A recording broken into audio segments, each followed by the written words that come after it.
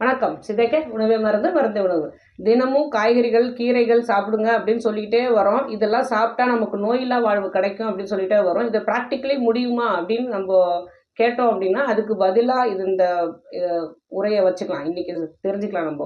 என்ன அப்படின்னா, ஒரு சின்ன விஷயம் அதாவது ஒரு பொருட்கள் உணவே வாங்கினாலும் சரி, உணவோட இன்கிரீடியன்ட்ஸ் அதாவது பொருட்கள் வாங்கினாலும் சரி, அதில் ஒரு காய்கறி வாங்குறோன்னே வச்சுக்கோங்களேன், அது சீக்கிரம் அழுகாமல் இருக்கிறதுக்கு அதுக்கு மேலே ஒரு கெமிக்கலை போட்டு தான் நம்ம கொடுக்குறாங்க. ஒரு கீரை வாங்கினாலும் அப்படிதான். அது எப்போதும் பலன்னு அதாவது என்ன சொல்கிறது, ஃப்ரெஷ்ஷாக இருக்கணுங்கிறதுக்காக ஒரு கெமிக்கல் போட்டு தான் கொடுக்குறாங்க. இதையே நம்ம வாங்கி சமைக்கும் போது அந்த நல்லா கழுவிட்டு சுத்தம் செய்துட்டு அப்புறம் சமைக்கும் போது கொஞ்சம் கெமிக்கல் குறையுது அப்படிங்கிறதால நம்பி நம்ம வீட்டில் சமைச்சு சாப்பிட்றோம். இதே நம்ம உணவு வெளியே வாங்குறோம்னு வச்சுக்கோங்க, ஒரு சின்ன விஷயத்துலேருந்து ஒரு இட்லிலேருந்து சரி, அதில் புளிக்க வைக்கிறதுக்கு ஏதோ ஒரு கெமிக்கலோ, அது வெள்ளையாக இருக்கிறதுக்கு சாஃப்டாக இருக்கிறதுக்கு ஏதோ ஒரு கெமிக்கலோ, அதே மாதிரி ஃப்ரைட் ரைஸ்லேருந்து ஜங்க் ஃபுட்ஸ்லேருந்து எல்லாமே ஏதோ ஒரு சின்ன விஷம் நமக்கு உடம்புல போயிட்டே இருக்கு.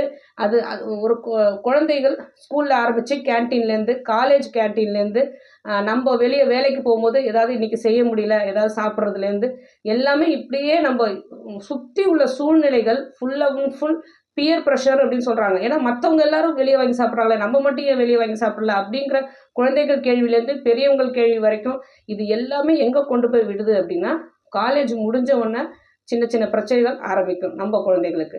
அதுக்கப்புறம் அந்த பிரச்சனைகளுக்கு அவங்க மருந்து சாப்பிட ஆரம்பிக்கும் போது, ஒரு ஆப்ரேஷன் செய்யும் போது, ஹாஸ்பிட்டல் போகும்போது, இது அவங்களோட 25 வயசுலேருந்து ஆரம்பித்து 40 வயசுக்குள்ள அவங்களால ஒவ்வொரு பொருட்களாக டாக்டர் சொல்ல ஆரம்பிச்சிருவாங்க. இதெல்லாம் சாப்பிட்டா உங்களுக்கு பிரச்சனை, இதெல்லாம் சாப்பிடாதீங்க அப்படிங்கிறப்போ அதில் ஒரு டயட்டுன்னு ஒரு ஃபாலோ வருது. அது 40 வயசுக்கு மேலே மருந்து மாத்திரைகள் இல்லாமல் அவங்களால இருக்கவே முடியறதில்ல, வேலைக்கு போக முடியறதில்ல, நிறைய லீவ் எடுக்கிறோம்.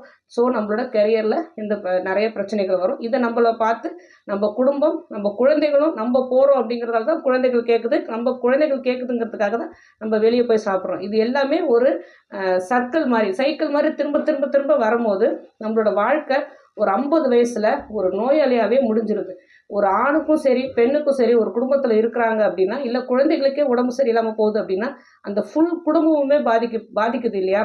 ஒரு ஃபுட் நாலேஜ் மாதிரி நமக்கு எது சரியாக இருக்குது, எது சாப்பிட்டா நமக்கு நல்லது அப்படின்னு கொஞ்சம் கொஞ்சமாக கற்றுக்கிட்டே வந்தோம் அப்படின்னா ஒன்றுமே இல்லை. இது எவ்வளோ கஷ்டம் தெரியுமா? நம்ம ஈஸியாக சொல்லிட்டோம் அப்படின்னு நம்ம நினைப்போம்.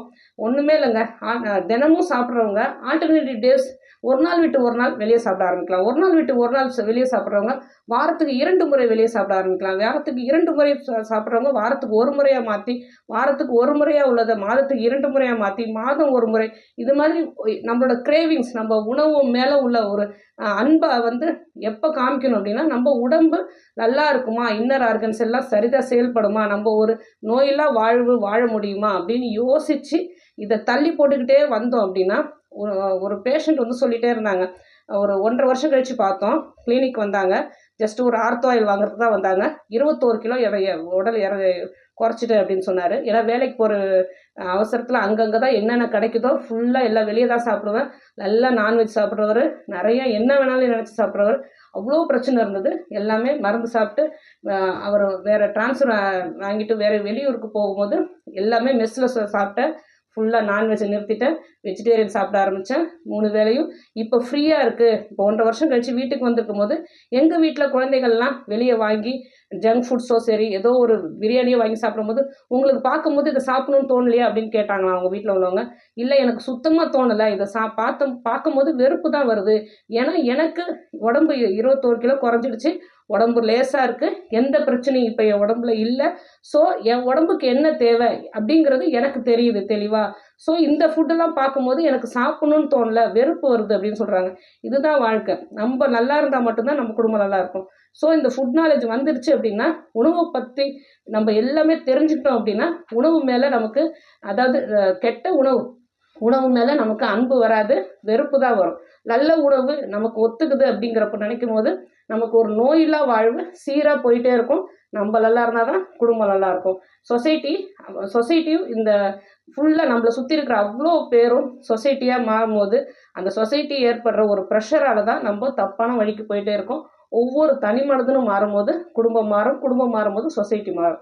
நோயில்லா வாழ்வுக்கு இந்த ஃபுட் நாலேஜ், உணவு பற்றியான ஒரு அறிவு கண்டிப்பாக ஒவ்வொருத்தவங்களுக்கும் தேவை.